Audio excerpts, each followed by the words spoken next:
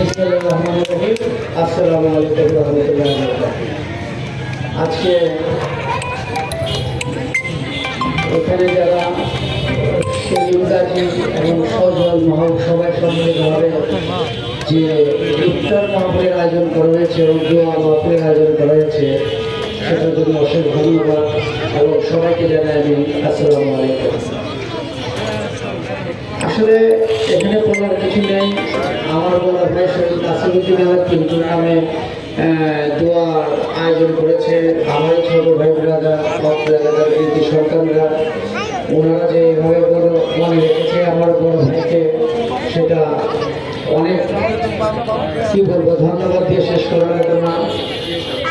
আপনারা এই রোজার মাস পবিত্র মাসে আপনাদের কাছে একটাই অনুরোধ রাখবো, আপনারা আমার বড় ভাই শহীদ নাসিরুদ্দিন আহমেদের জন্য দোয়া করবেন।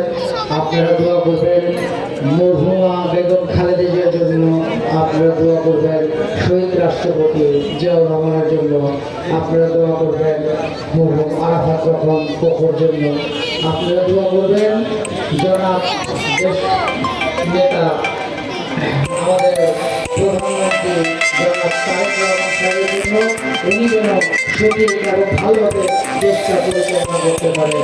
কারণ দেশে বিদেশে অনেক ষড়যন্ত্র হচ্ছে, ওনাকে নিয়ে যেন ওনাকে আল্লাহ তাআলা সঠিকভাবে দেশটা পরিচালনা করার তৌফিক দান করেন।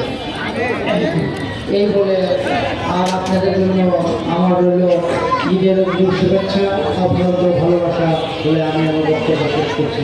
আসসালামু আলাইকুম ওয়া রাহমাতুল্লাহি ওয়া বারাকাতুহু।